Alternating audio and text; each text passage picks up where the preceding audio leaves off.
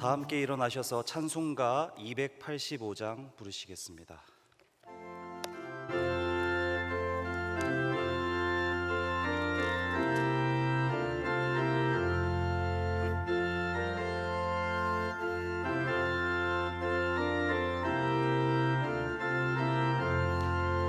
주의 말씀 받은 그날 참 기쁘고 복되도다.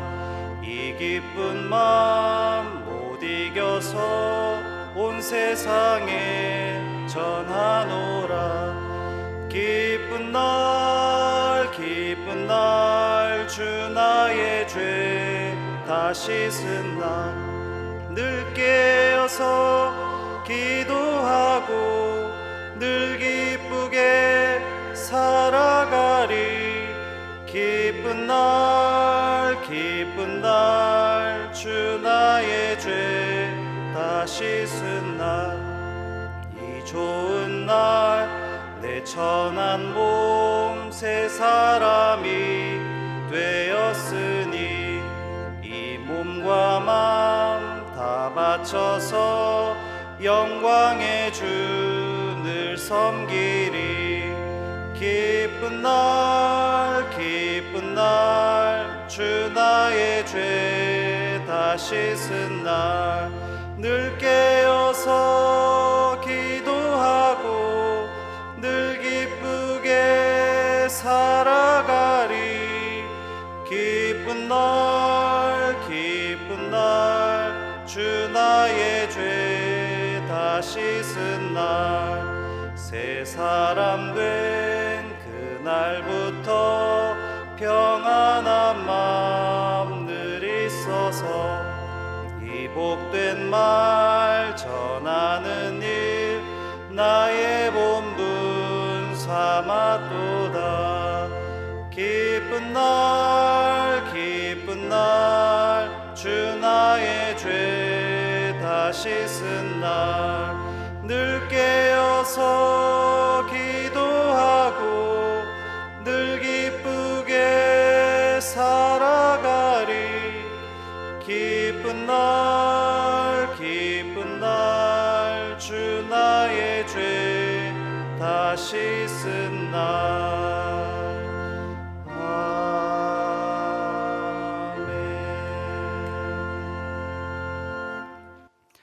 여호와의 이름에 합당한 영광을 그에게 돌릴지어다. 제물을 들고 그 앞에 들어갈지어다. 아름답고 거룩한 것으로 여호와께 경배할지어다.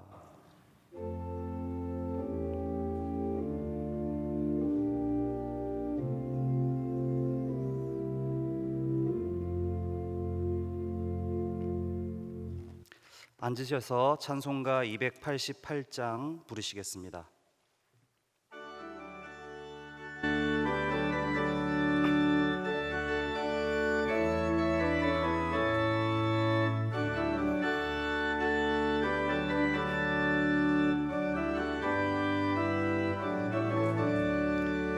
예수를 나의 구주 삼고 성령과 피로써 거듭나니 이 세상에서 내 영혼이 하늘의 영광 누리도다. 이것이 나의 간증이요 이것이 나의 찬송일세. 나 사는 동안 끊임없이 구주를 찬송하리로다. 온전히 주께 맡긴 내 영 사랑의 음성을 듣는 중에 천사들 왕래하는 것과 하늘의 영광 보리로다. 이것이 나의 간증이요 이것이 나의 찬송일세. 나 사는 동안 끊임없이 구주를 찬송하리로다. 주 안에 기쁨 누림으로 마음의 풍랑이 잔잔하니 세상과 나는 강 곧 없고 구속한 주만 보이도다. 이것이 나의 간증이요 이것이 나의 찬송일세. 나 사는 동안 끊임없이 구주를 찬송하리로다.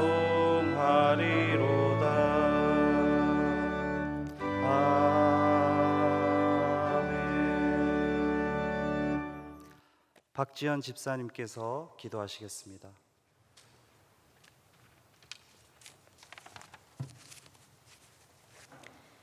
성부, 성자, 성령, 삼위일체 하나님, 주님의 권능과 영광이 영원하시오니 주를 찬양하며 경배를 올려드립니다. 받아 주옵소서. 사랑이 넘치는 아버지 하나님, 오늘도 새날을 허락하시고 저희들을 주님의 전으로 인도하셔서 이곳에서 모여 함께 수요 예배를 드릴 수 있도록 인도하시니 감사드립니다. 그동안 예배의 소중함을 잊고 감사보다 불평하며 살았음을 회개하오니 용서하여 주옵소서. 죄인된 저희들을 십자가의 사랑으로 자녀 삼아 주신 은혜 늘 마음에 품고 평생 주 없이 살 수 없음을 고백하며 주님의 기쁨이 되는 지체로 살아가게 하옵소서. 이 시간 마음을 다하여 예배를 드릴 수 있도록 주님 인도하옵시고 저희들에게 이 예배를 통하여 주님의 한없는 사랑과 은혜로 세상이 줄 수 없는 기쁨과 평안을 누리게 하시고 범사에 감사가 넘치는 삶이 되도록 은혜 내려 주옵소서. 요즘 코로나가 우리의 일상을 흔들고 있습니다. 많은 사람들이 고통 가운데 있사오니 주님 불쌍히 여겨 주옵시고 우리는 믿음을 더 굳건하게 하여 기도와 말씀이 살아있는 우리의 삶으로 지혜롭게 이 상황을 이겨나갈 수 있도록 도와주시옵소서.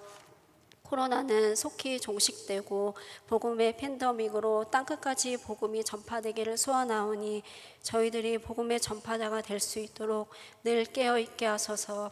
특별히 우리 교회가 지역 사회에서 하나님의 사랑을 이웃과 나누고 실천하며 희망이 되는 교회가 되길 원합니다. 담임 목사님과 부교역자님들에게 주님의 능력을 덧입혀 주옵소서. 성도들 한마음으로 오직 주님만 바라보며 믿음을 지켜 주님 다시 오실 때까지 주님의 뜻을 이뤄가는 교회와 성도들 되게 하소서. 성도들은 각자의 일터에서 가정에서 윤리와 양심을 지키고 선한 영향력을 끼치는 그리스도인으로 본이 되는 삶을 살게 하옵소서. 특별히 먼 곳에서 목숨 걸고 복음 증거하시는 선교사님과 가정 그 사역 위에 함께 하시고 건강과 안전을 지켜주옵소서. 저희들은 이곳에서 기도와 물질로 함께하는 믿음의 동역자가 되게 하옵소서. 이 시간 박은실 집사님이 아름다운 피아노 연주를 올려드립니다. 기쁘게 받아주시고 정지환 전도사님 말씀 증거하실 때 말씀을 듣는 저희들 영원히 목마르지 않는 생수를 맛보는 귀한 시간 되게 하옵소서. 감사드리며 모든 만물의 주관자 되시는 예수 그리스도의 이름으로 기도합니다. 아멘.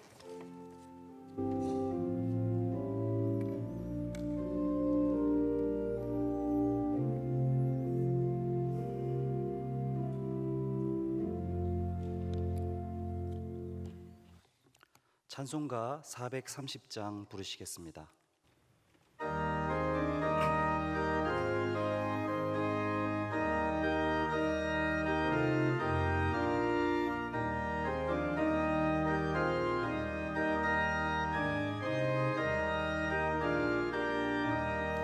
주와 같이 길 가는 것 즐거운 일 아닌가.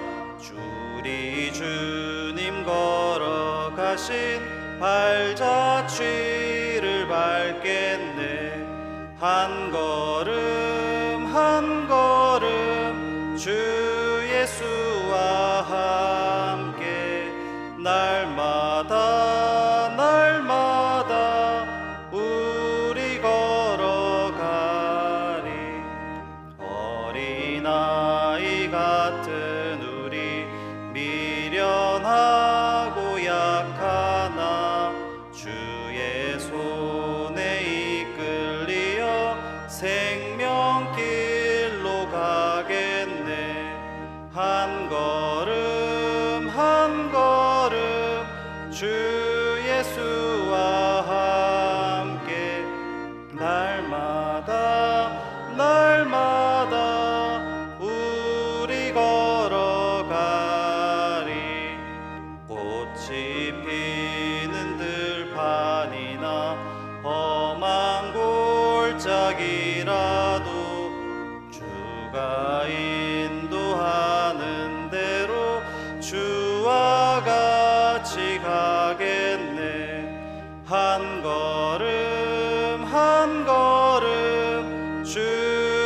예수와 함께 날마다 날마다 우리 걸어가리.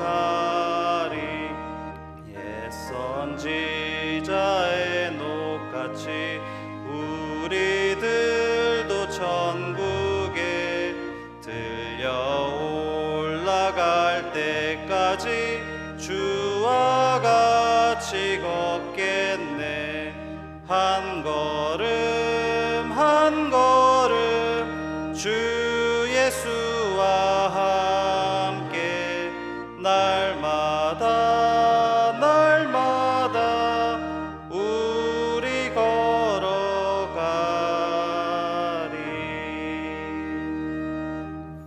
이 시간 우리에게 주시는 하나님 말씀은 사도행전 9장 8절에서 19절 상반절까지의 말씀입니다. 제가 가진 성경으로 신약 202쪽입니다.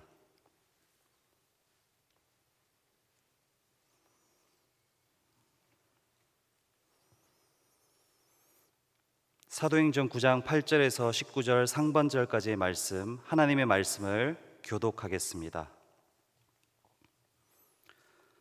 사울이 땅에서 일어나 눈은 떴으나 아무것도 보지 못하고 사람의 손에 끌려 다메섹으로 들어가서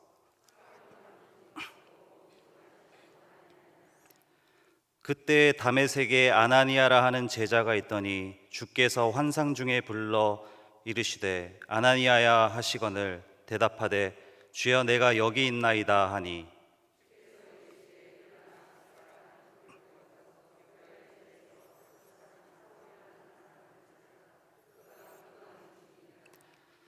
그가 아나니아라 하는 사람이 들어와서 자기에게 안수하여 다시 보게 하는 것을 보았느니라 하시거늘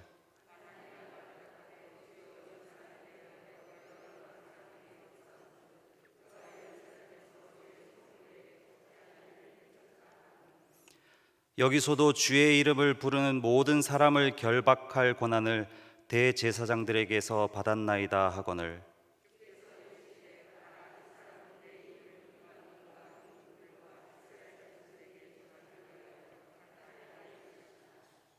그가 내 이름을 위하여 얼마나 고난을 받아야 할 것을 내가 그에게 보이리라 하시니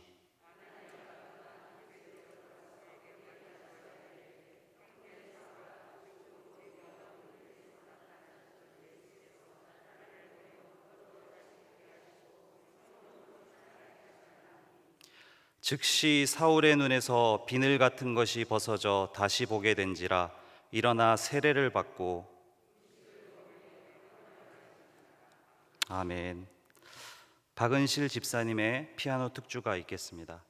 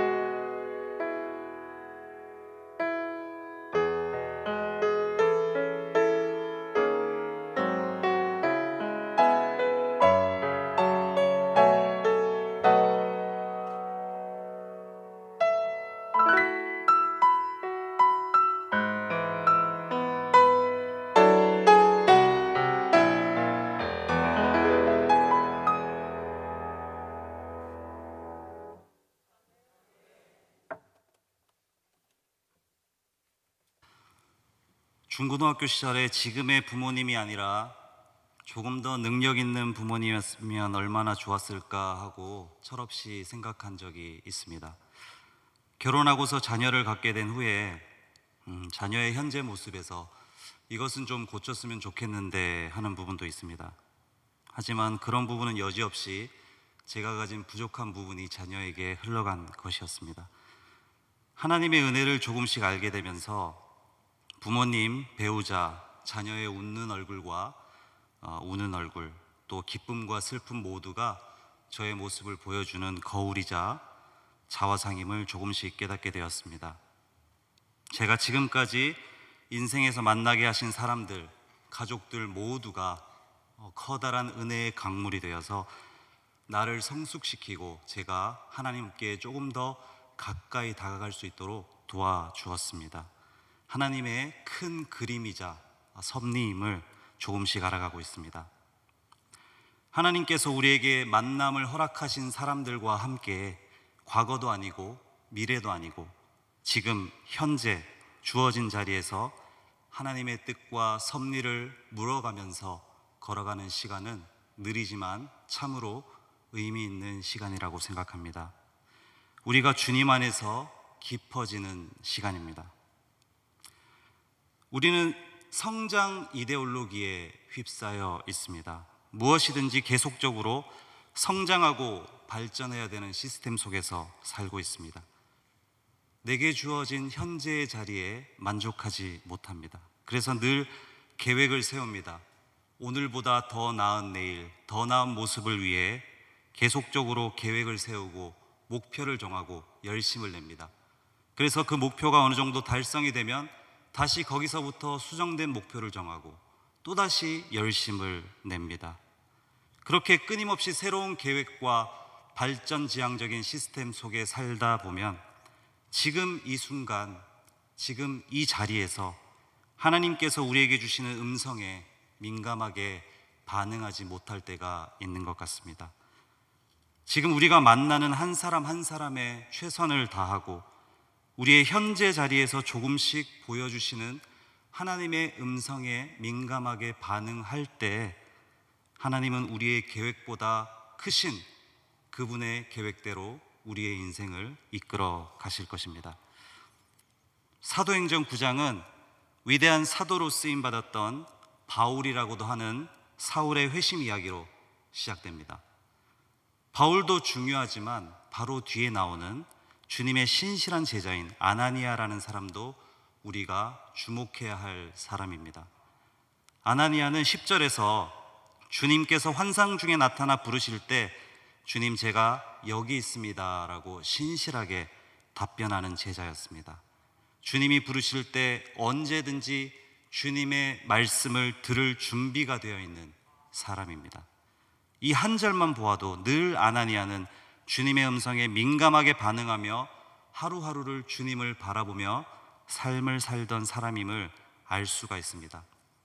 이런 신실한 아나니아에게 주님께서 말씀하십니다.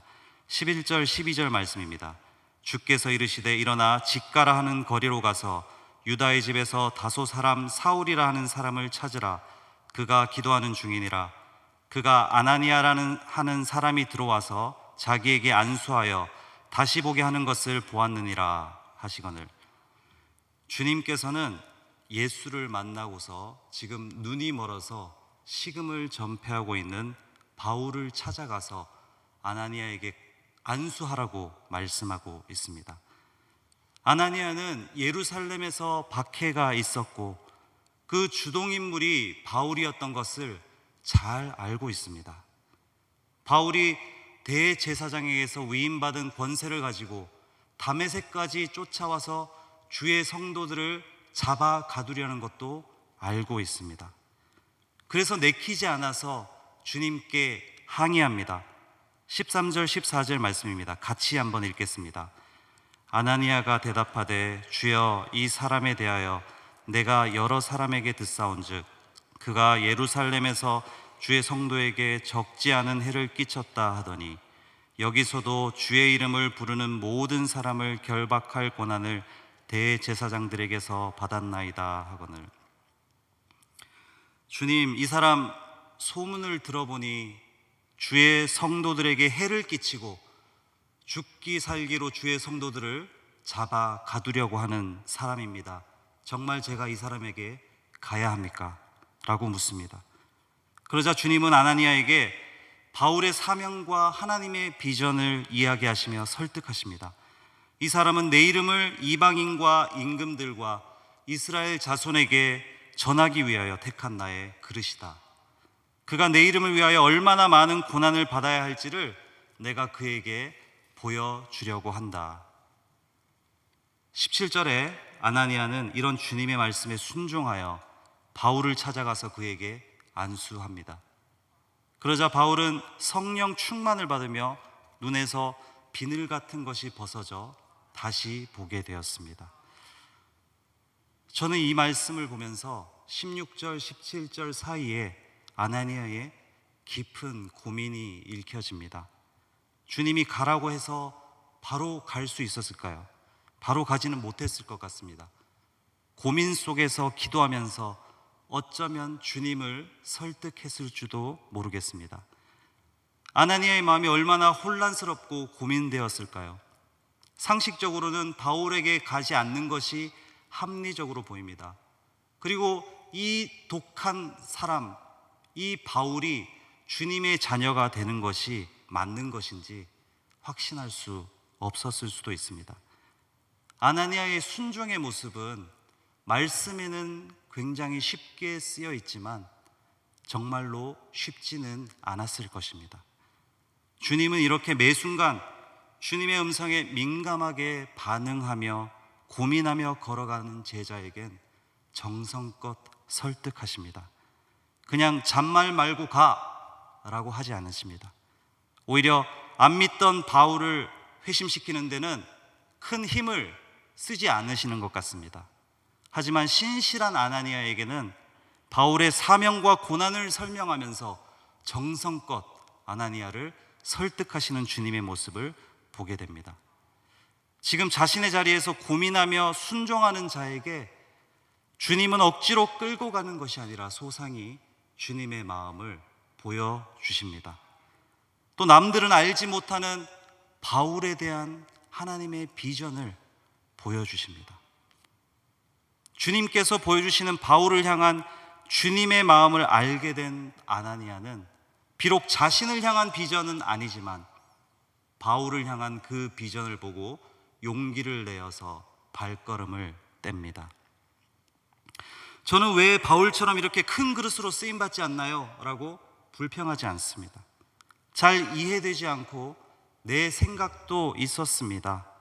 하지만 주님의 신실함을 믿고 용기를 내는 아나니아의 모습을 우리가 볼 수가 있습니다. 아나니아의 이러한 일상의 순종이 없었다면 바울의 회복 시점은 더 늦춰졌을 수도 있을 것입니다. 아나니아는 사도행전 9장의 짧은 이야기에 등장했다가 사라졌고 더 이상 이 아나니아에 대해서 아는 사람은 아무도 없습니다. 그러나 아나니아는 바울의 회심 후에 처음 만난 신실한 친구로서 바울을 대했고 또 17절에 바울을 형제라고 부르며 환영한 첫 번째 기독교인이 되었습니다. 주님이 자신에게 부여한 사명을 무대 뒤에서 묵묵히 감당하며 하나님의 빛나는 역사의 자리를 바울에게 내어주었습니다. 사도 바울의 생애와 업적으로 주시는 하나님의 복을 누리는 모든 사람들은 이 아나니아에게 감사해야 합니다. 우리는 하나님의 큰 그림을 볼 수가 없습니다. 그것을 볼 수 있다면야 우리의 지금의 어려움쯤은 아주 쉽게 극복하며 나아갈 수 있을 것입니다. 하지만 하나님은 한꺼번에 큰 그림을 보여주는 것 같지는 않습니다. 그 큰 그림을 보아도 우리가 이해할 수 없을 것입니다. 일상에서 조금씩 보여주시는 그 주님의 비전에 우리가 순종하며 한 걸음 한 걸음 따라갈 때 주님이 가지고 계신 큰 그림을 우리가 조금씩 깨닫게 해 주실 것입니다. 나중에 이거 한 후에 하나님 따를게요, 그런 모습이 아니라 지금 내게 주신 자리에서 주님의 음성에 민감하게 반응하는 아나니아와 같은 사람을 통해서 하나님은 광대하신 역사를 이루어 가십니다. 아나니아의 순종이 없었다면 바울은 다른 방식으로라도 하나님의 손에 붙들려 사용되었을 것입니다. 하지만 하나님께서는 아름답게 순종한 아나니아의 이야기를 통해 바울이 살아날 수 있었음을 오늘 말씀을 통해 우리에게 말씀해 주고 있습니다. 순종은 내 생각, 내 계획보다 크신 그분에 대한 전적인 신뢰의 표현이자 하나님의 비전과 역사를 목도하는 자리로 우리를 이끕니다.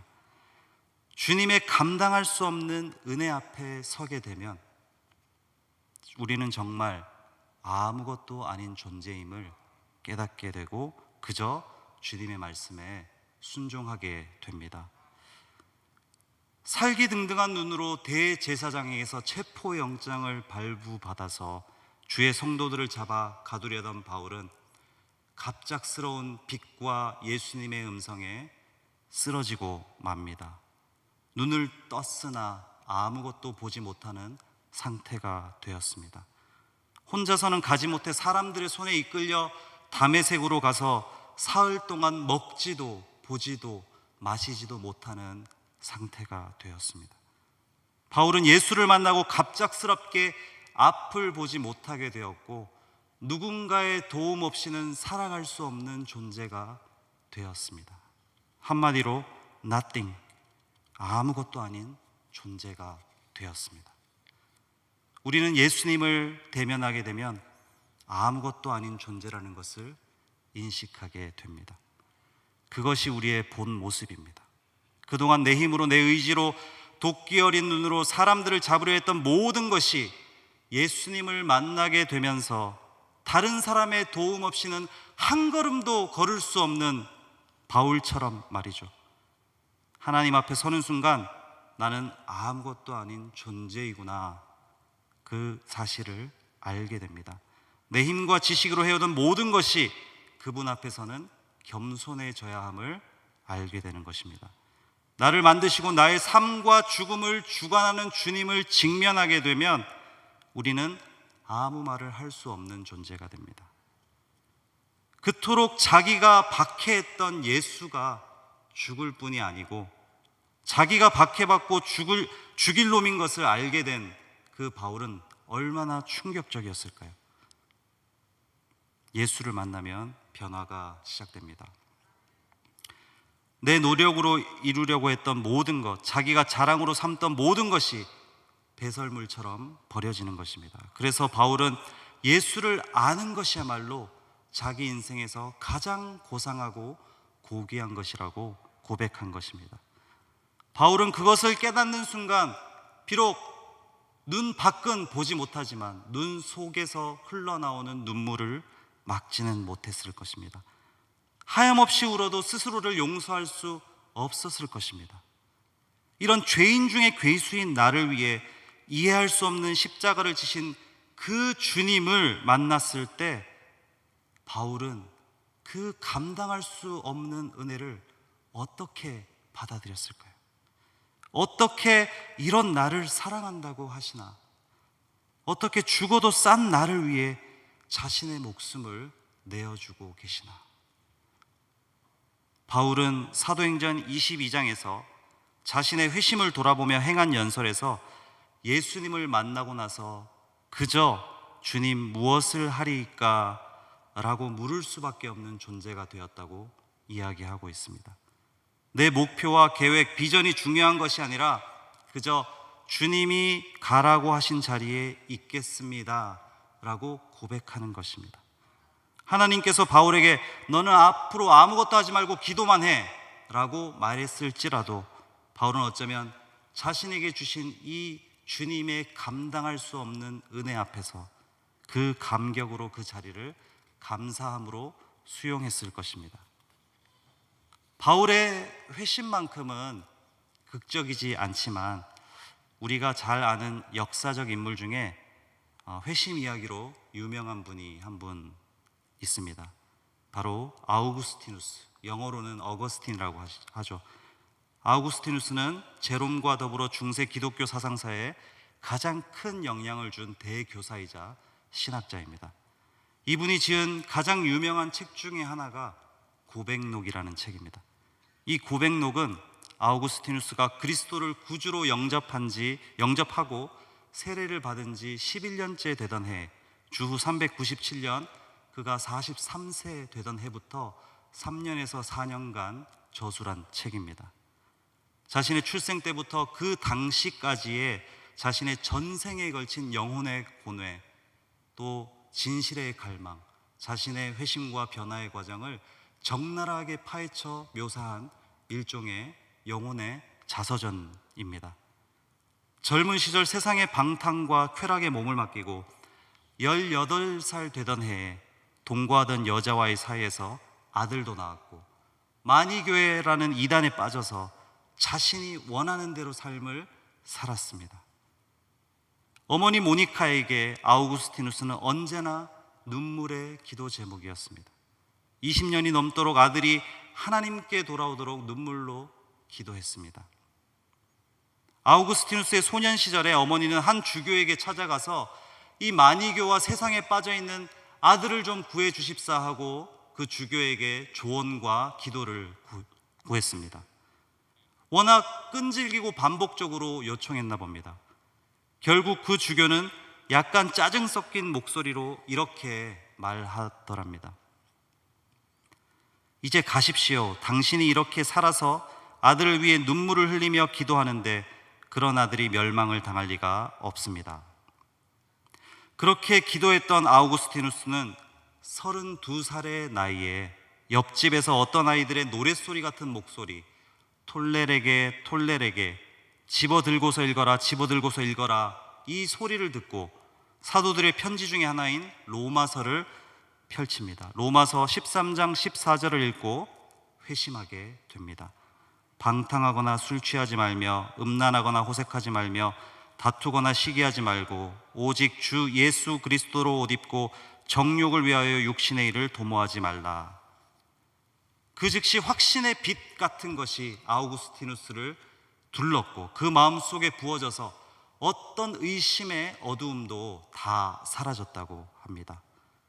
그 이후로 그는 세례를 받고 주님의 진리 안에서 수많은 저술을 남겼고 주교로 섬기다가 주후 430년 76세의 나이로 하나님의 부르심을 받았습니다.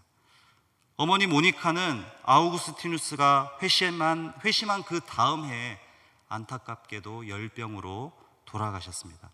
죽기 전에 아우구스티누스와 그의 형에게 내가 너희에게 꼭 당부하고 싶은 것은 너희가 어디에 있든지 주의 제단에서 나를 기억해 달라는 것이다 라는 말을 남기며 언제나 아들이 주님과 함께 있기를 원했습니다.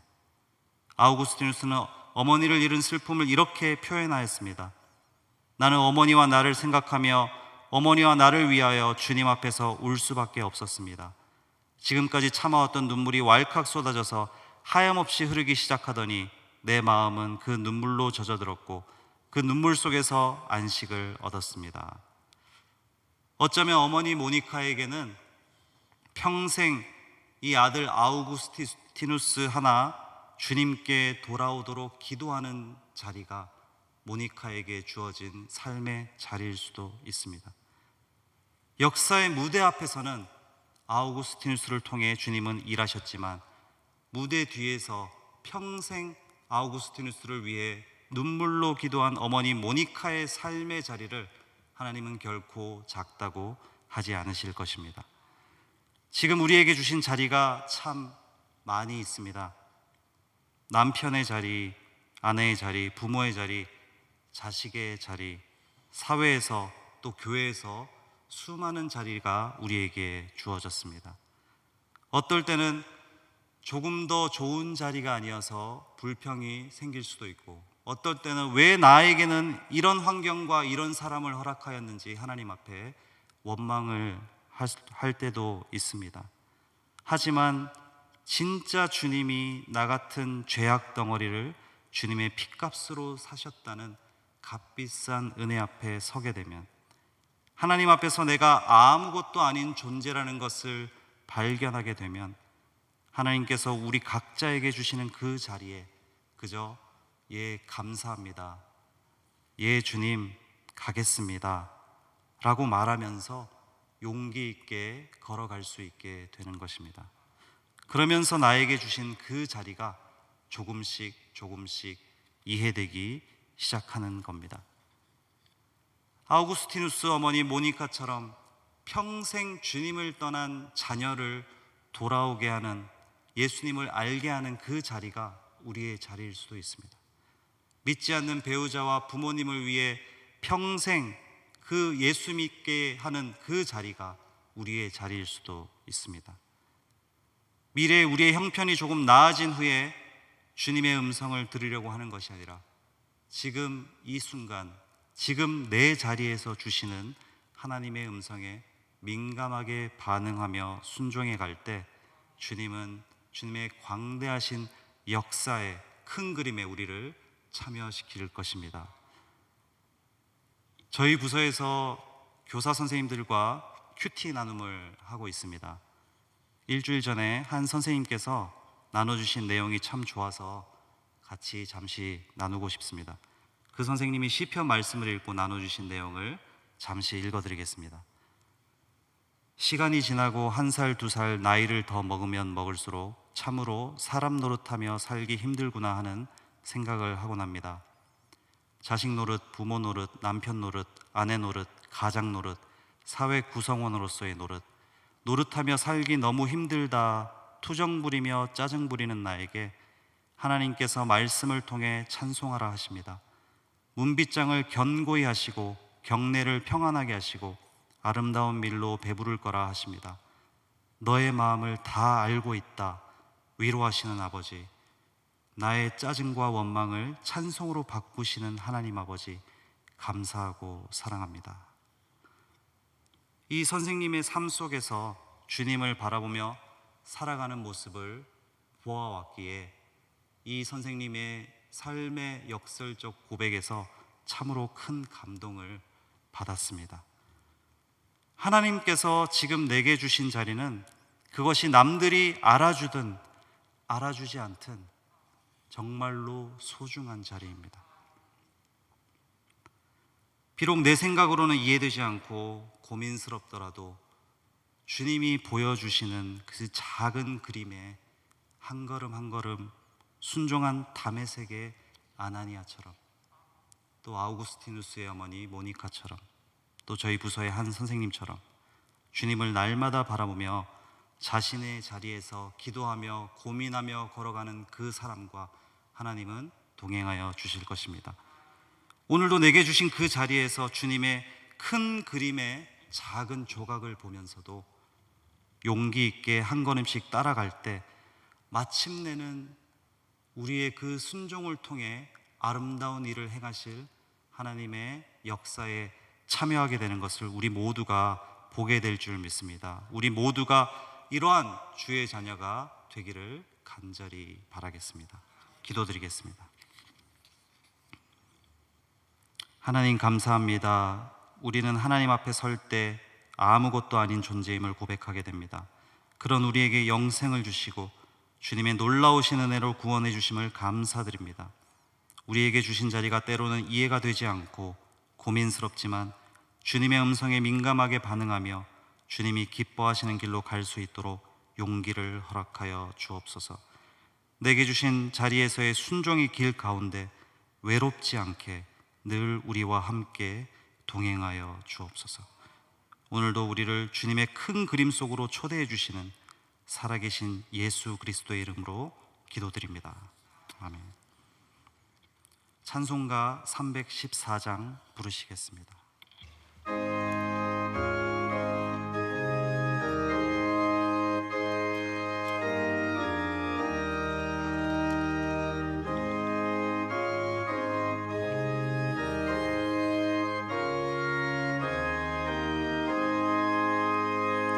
내 구주 예수를 더욱 사랑 엎드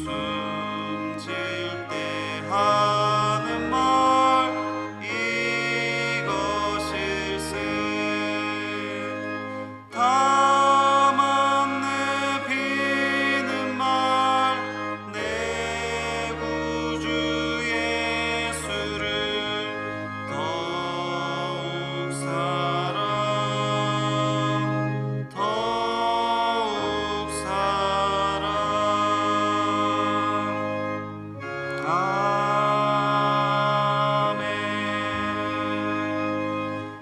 담임 목사님께서 교회 생활 말씀하시겠습니다.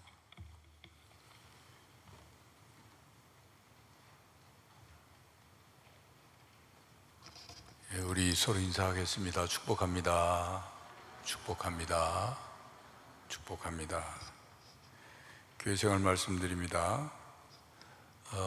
먼저 우리 교단 총회장에게 온 그 중대본 쪽에서 온 문자로는 오늘 오후에 중대본에서 교회 소모임 금지 해제에 대한 발표를 하고 금요일부터는 이제 전적으로 해제할 것이다 하고 이 문자가 들어왔다고 합니다. 그래서 오늘 오후에 발표를 이제 지켜봐야 되겠습니다만, 그래서 각 찬양대 남녀 선교회 우리 각 기관에서 모임 갖는 것 중대본 발표 보시고 정상적으로 다시 재개할 수 있도록 그렇게 준비해 주시기를 부탁을 드립니다.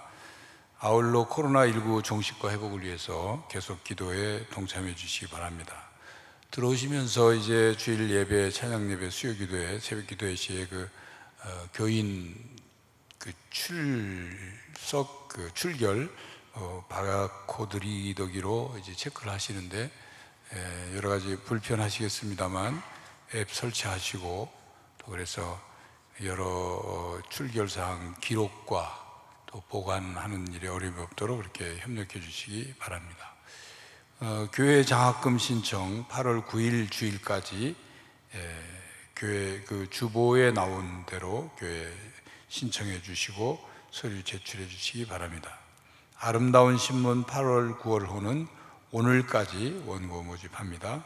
결혼 광고 있습니다. 3교구 3구역 엄승현 성도 윤정숙 집사 장남 엄지호군과 박수정 양의 결혼식이 25일 토요일 오전 11시 강남 헤르츠 아그니스홀 2층에서 있겠습니다. 많이 축하해 주시기 바랍니다.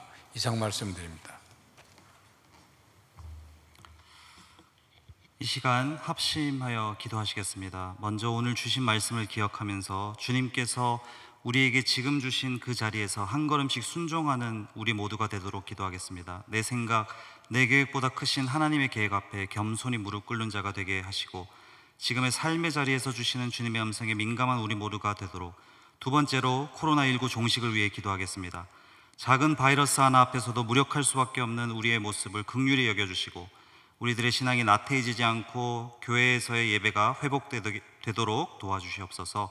코로나로 인해 수고하는 의료진과 관계자들을 위로하여 주시고 하루속히 좋은 치료제와 백신이 개발되어 우리 모두가 이 어려움을 이길 수 있는 용기와 힘을 주시도록, 또 세 번째로 교회 안에 유치원, 어린이집, 학원, 요양원 등 다중시설을 운영하거나 책임지고 있는 성도들을 위해서, 또 그 시설들을 이용하는 성도들을 위해서 기도하겠습니다. 어려운 시기에 이런 시설들을 운영하고 있는 성도님들이 재정상 어려움이나 힘든 일 당하지 않도록 도와주시고 함께하는 가족들에게 용기를 주셔서, 또한 하나님의 지혜를 주셔서 많은 사람들이 안전하게 이용할 수 있도록 이렇게 기도하겠습니다. 이렇게 오늘 주신 말씀을 위해, 코로나19 종식을 위해 교회 안에 다중 이용시설을 책임지고 있는 성도들과 그들의 가정을 위해 다 함께 합심해서 기도하시겠습니다. 감사합니다.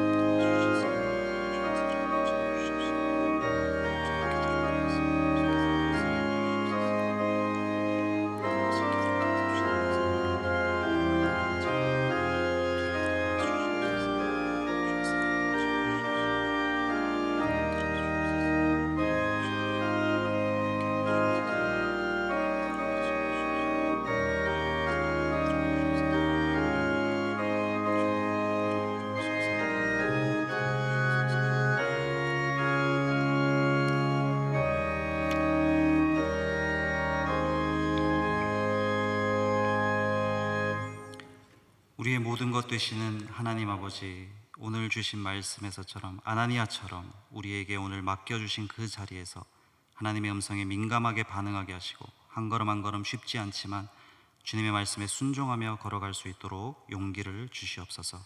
코로나19로 인해 많은 어려움을 겪고 있는 성도들이 있다면 위로하여 주시고 주님께서 이 어려운 시기를 잘 이겨낼 수 있도록 우리 모두에게 지혜와 힘을 허락하여 주옵소서. 주님께서 베풀어 주시고 채워주시는 은혜에 감사드리며 귀한 예물을 올려드립니다. 마음과 뜻과 정성을 담아 11조와 감사 1,000번제 세계선교 장학 헌금을 올려드리오니 드린 손길 위에 하나님의 은혜와 보고를 더하여 주시고 이 예물이 쓰이는 곳마다 하나님의 영광이 나타나게 하여 주옵소서. 이 모든 말씀 우리 주 예수 그리스도의 이름으로 기도드립니다.